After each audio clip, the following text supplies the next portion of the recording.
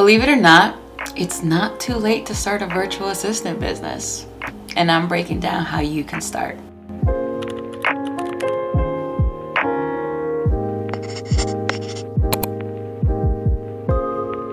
In the 3 to 4-ish years that I've been a full-time freelancer and content creator, I've been able to help my family, pay off debt, travel more, and I've just been actually able to live my life instead of just existing in it. So if I know that worked for me, why would I not spread the love and teach that to you so that you can do the same? How do I do this? By teaching you how to become a virtual assistant. Hola gente linda, I'm Ezzy. I am a creative entrepreneur, a content creator, and an enlisted member of the US Air Force. I teach Christian women how to leave their toxic 9-to-5s and work from anywhere in the world. Before I started working my Air Force 9-to-5, which was recent, it literally just happened in August of 2023, I've been working full-time as a freelancer for about 3 to 4-ish years. Full-time, and that was after I quit my job at the Department of Veterans Affairs. It started off as a side hustle that quickly grew into full-time income. But that only started once I stopped doubting myself and started trusting God. That's when it really happened. If you're feeling unfulfilled with no passion, no purpose, or maybe you just know that you were meant for something more, even if you don't know what that is, this video is for you. And if you're feeling any type of fear, any insecurity, any doubt, any imposter syndrome, or you just don't know what step to take next, I'm freaking excited for you because you clicked on this video because you know there's something possible for you. I pray that the Holy Spirit gives you direction and guides you, but not only show you in the direction that He wants you to go, but I pray that He helps you, give you the courage in order to execute. Because you can get all the information in the world, but if you don't execute, you're never gonna make it happen. Now, before we get to the nitty-gritty, let's break down what a virtual assistant is and what they do. If you already know what a VA is, I'm gonna leave the timestamps below so you can skip to the parts that you wanna see because I wanna be a respecter of your time, and yeah. So, what is a VA? A virtual assistant is the go-to person that takes tasks off a business owner's plate. You don't have to be an expert. You don't even need a degree, for crying out loud. All you need to be is a problem solver, because at the end of the day, that's what you're doing for your client. You're solving problems for them that they A, don't want to do, B, they don't know how to do it, or C, they just don't have the time to do it. So what are some tasks that a virtual assistant does? It really varies from business to business. It varies on your background. It varies on your experience. It varies on your passions and your pursuits.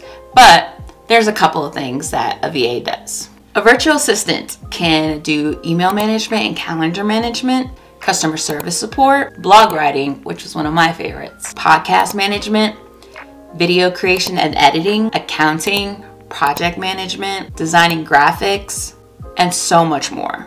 Anyone who has a business needs a VA. Authors, fitness experts, consultants, coaches, photographers, influencers, real estate agents, entrepreneurs, so much more. Everyone needs a VA, trust me. So now that you know what a VA is, let's get to the nitty-gritty. There's a couple of things that you need to ask yourself. 1, why do I want to start this business? I know people mention this a lot, but knowing your why is so important because it's going to get hard. I'm not going to sugarcoat it for you. There are going to be times where you're going to feel like giving up, and those are the times that you need to push through. In those times, you need to know why you started. You need to see your end goal so clear so that you can keep on pushing. I suggest you grab a journal or a digital journal. Sit down somewhere where you have a cozy drink, somewhere you can be alone, and ask God to show you your why. Because let me tell you, I'm keeping real rabbit hole with you. If you're looking for a get quick rich thing, being a VA is not where it's at. It's gonna take work. But I guarantee you that if you lay the foundational work, it's gonna set you up for success. And it doesn't just have to be one thing. It could be a few things. Just don't get too crazy with a list of whys. Stick to your top 3. It can be because you want to spend time with your family. It can be time because you want to travel more. It can be because you want to leave your toxic 9 to 5. Maybe you just want to work from home and you want a new environment. Whatever your reason may be, write the vision, make it plain. Second question you want to ask yourself is, what will this business cost me? And I'm not just talking about money.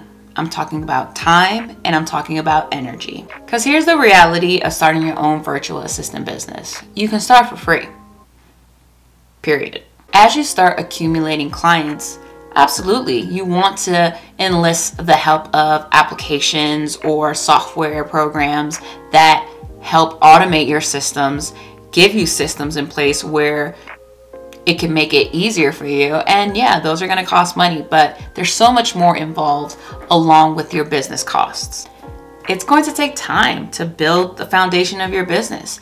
And depending on what your life looks like, it's going to vary. You can have a 9 to 5 that you're currently working at. If you're married, if you have kids, if you have pets, your extracurricular activities, you're going to really have to be a good steward of your time. You have to determine, will I work this business after work? Will it only be on certain days? Maybe I should do this on the weekends only.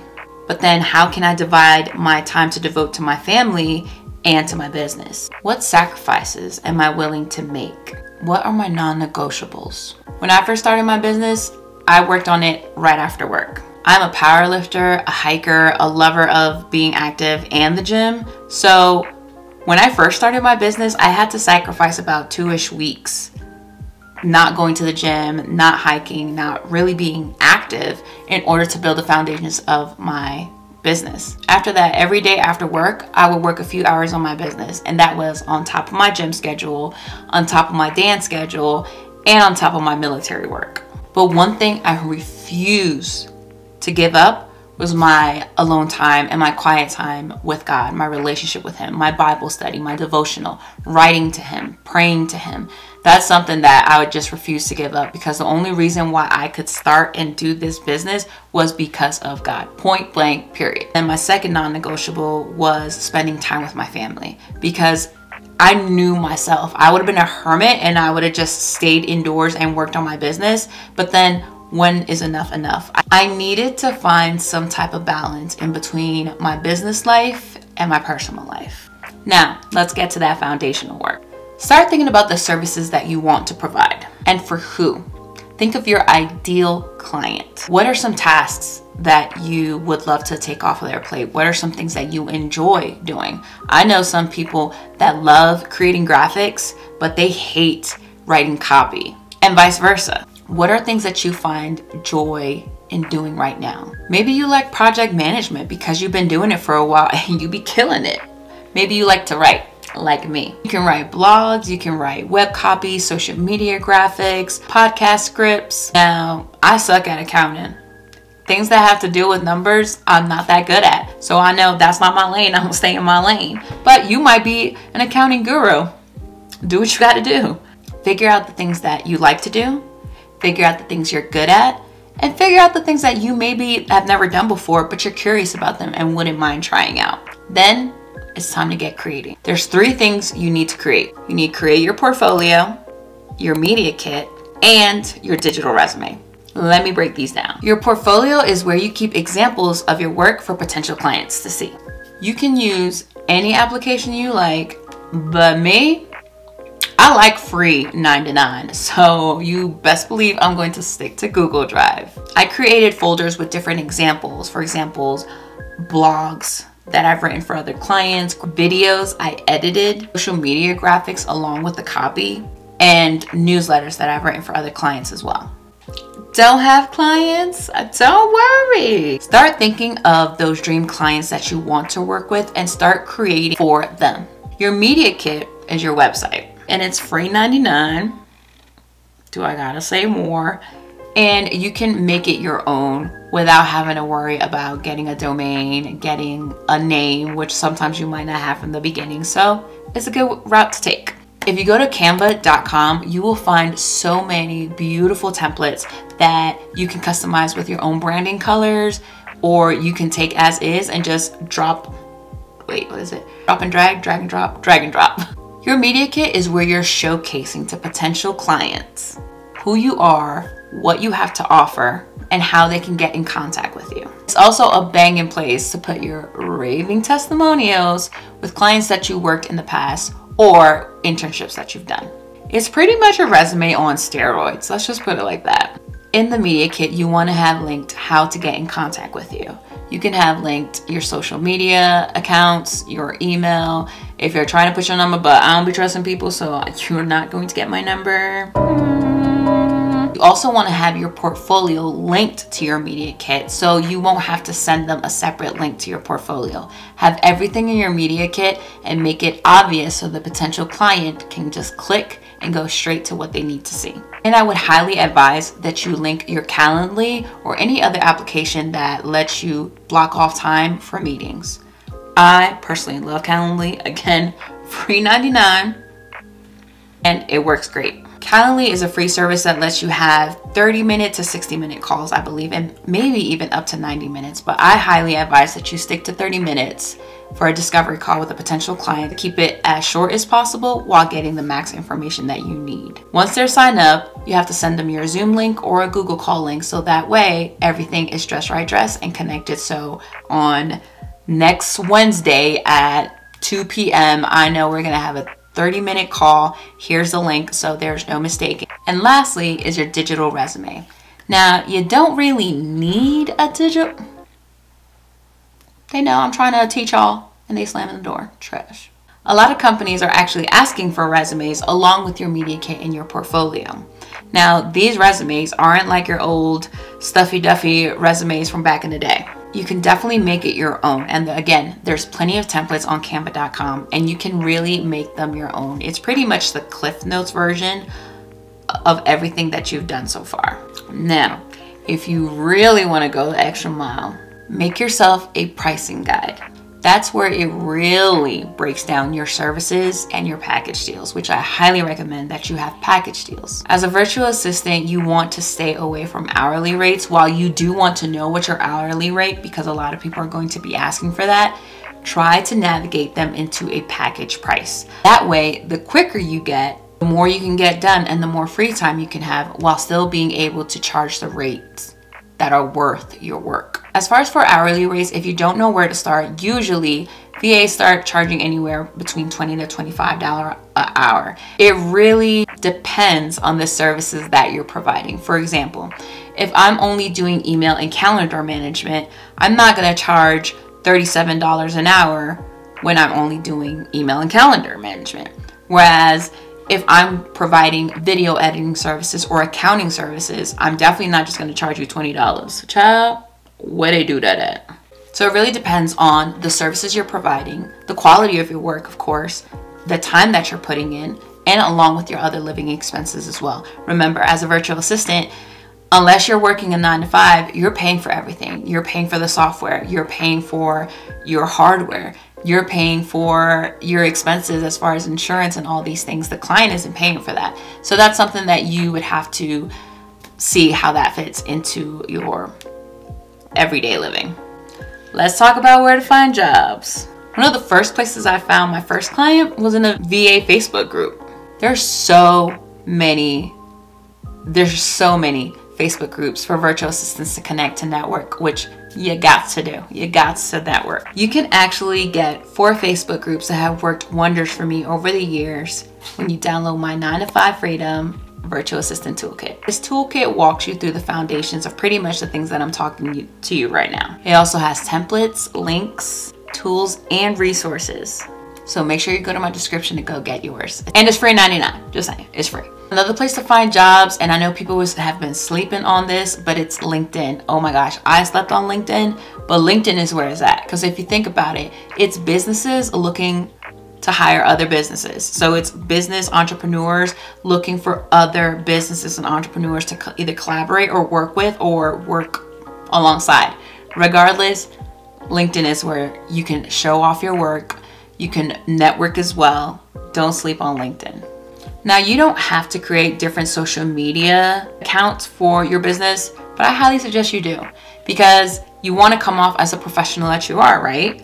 And here in social media, in your different social media platforms, is where you can show off your expertise, examples of your work, testimonials of your work, and you can let people in on a little bit behind the scenes to draw in that curiosity towards your business through your stories. I've gotten quite a few clients from Instagram, and I've also gotten referrals that have looked at my Instagram, liked my work, and the discovery call was just a cherry on the top.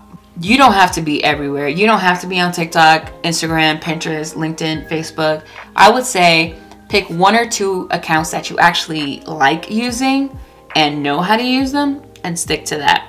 Other accounts, if you want to get to them eventually, you can, but you don't have to. There are also websites like Indeed and Dynamite Jobs that are constantly sending emails with virtual assistant needed. Sometimes they'll call them executive assistants or just assistants in general, but when you look at the description, you'll see they're talking about a virtual assistant, because you can work from anywhere. Now, let's talk about Fiverr and Upwork. Hold on, let me drink my matcha. I know people that have dedicated time and energy and found success in freelance platforms like Fiverr and Upwork. That was not my experience. Me personally, I'm gonna tell you to don't go on Fiverr and Upwork. Now you gotta live your life the way you gotta live your life. Me personally, Fiverr and Upwork just didn't work out for me. I did get clientele for different things like blog writing, website copywriting, and beta reading. A lot for beta reading, and I loved it. But you usually have to charge at a low price in order to start getting reviews, and then you can upcharge your price. It did work. I loved the work that I was doing, and I loved the clients that I had. I just didn't like the pay, if I'm being straight up honest. And another thing is, I didn't like Fiverr or Upwork taking a cut out of my pay. Like, it's already low. You gonna take more of a cut? Now, they're a business and they gotta do what they gotta do, but I have a business too. And I just didn't like them taking a cut.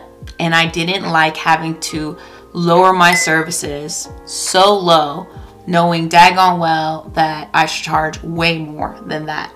Yeah, I'm just not here for it, and I would not recommend it. But you gotta do what's best for you. So if you do want to get some reviews, you can get some from Fiverr and Upwork. Or I would say, you're not gonna like what I'm about to tell you, but you gotta hear it. Sometimes you do gotta do free work in order to build your foundation.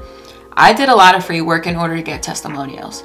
I did a lot of blog writing, copywriting. I did a lot of social media graphics creation and copywriting to get testimonials.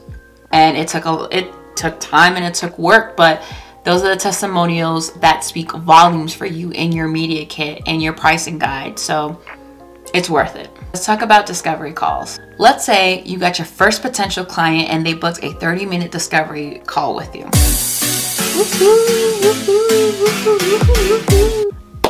That's awesome.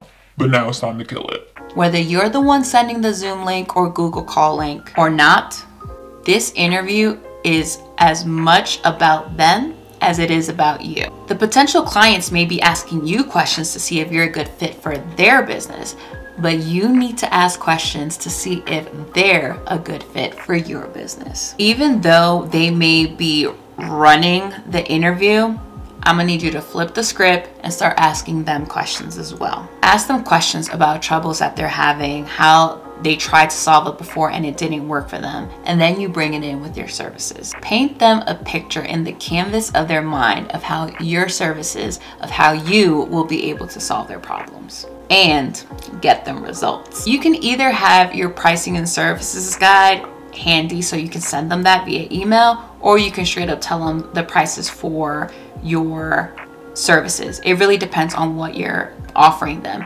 But don't be afraid to say, hey, let me go back, let me see everything that you need and compile it together and give you a quote for that. They're either gonna say yes and be super ecstatic about it. They'll tell you, I'll let you know, because they might be interviewing other candidates, or they're gonna say, I need some time to think about it, because you're not gonna get a straight up no. The follow-up is key. So make sure you schedule a follow-up on your discovery call. It'll sound something like this. I understand that you may have other candidates that you have to interview, but how about we follow up with a quick 10 to 15 minute call next week to see where we both are. I also have other potential clients that I will be interviewing, and I don't want to waste each other's time just in case we get booked up. What time works best for you on that date? Boss. Once you get the verbal yes, it's time to send out your contract and send out your invoice, because you got to get paid before you do any type of work. To be clear, I am not a lawyer. I am not a legal professional. I'm also not giving legal advice. I'm just informing you of what worked for me. You can look up free virtual assistant contract templates on websites like Jotform, Bonsai, and PandaDoc. If you're looking for something more in detail, you're gonna have to pay for them, but you can check out Etsy, and they have a lot of virtual assistant contract templates for sale there as well. The key is to make sure you have all the correct information about your client and about yourself, about your services, about your business times, when they can reach you, how they can reach you, how you're going to get paid, the dates that you're going to get paid, the projects agreed, the tasks for those projects. Make your contract into a signable PDF, have them sign it, you sign it, and then you send them a copy while keeping a copy for your records as well. Once the contract is signed, then you send them an invoice. You do not start work until you get paid. Now, you have to come into agreement with your client as far as if you're going to get paid everything up front, or if you're going to split it, let's say half now, half mid-month. The work starts once the initial invoice is paid out. You can use free invoice templates that they have on canva.com, or I even believe that Google Docs has invoice templates as well. What I used when I first started my journey was Dubsado.com. I love Dubsado, y'all. First of all, your first 3 clients are free. And in Dubsado, you can create your own contract templates. You can invoice directly from there. You can create forms. You can create newsletters. It's amazing. And the fact that you can have your first 3 clients free is chef's kiss. It makes you look so professional. You can put your logo, you can put your branding, and I absolutely love it. If you want to sign up for Dubsado, I have my link in the description where you can sign up for free and have your first 3 clients free, and you're just gonna be winning. You're just gonna be looking so crisp, so clean, so professional. It's so worth it. If you're doing it the free version, just make sure that you check your bank account to see that you got paid before you start doing the work. Just saying. Let's talk legal and taxes now. If you're thinking you need to get your business registered as an LLC right away, you don't really have to. I would recommend talking to an accountant. Do your research, see what's best for you and your business, because a lot of that is based on your state. It's based on how much you're making. So I would really talk to an accountant about that if you are trying to go down that route. What I will recommend is that you get your business registered and that you get an IEN number, because with that IEN number, you can get a business account and you can separate your income coming in from your business and everything that you're using for your expenses and your personal. Don't be like me and have my business and my personal mixed up, and when it came to tax time, it was just a hot mess. And it's just so simple and easy to have everything going into your business account and coming out that's for your business. Just keep it separate, and it also keeps you away from looking suspicious and getting audited by the IRS. Oh, yeah, no bueno. That's it. That's literally all you need to start building the foundation of your virtual assistant business. If you work best with something written, again, just want to point out, I have a free PDF, my 9-to-5 Freedom Virtual Assistant Toolkit. It's linked in the description. It has pretty much everything that we talked here, along with templates, along with links, tools, and resources to help you get started right now. There is no excuse. If you have any questions about anything that I talked about, or you want me to go more in detail, please feel free to leave a comment or the questions in the comment section. I will get to it as soon as possible, I promise. Remember, it's not too late to start a business. It's really not. People may say that the field is oversaturated, but trust me, there's room for all of us on the table. And if God has called you to it, and something tells me he might have if you're watching this video, then no weapon formed against you shall prosper. Whatever is meant for you is for you. It's your time. Let's freaking do this.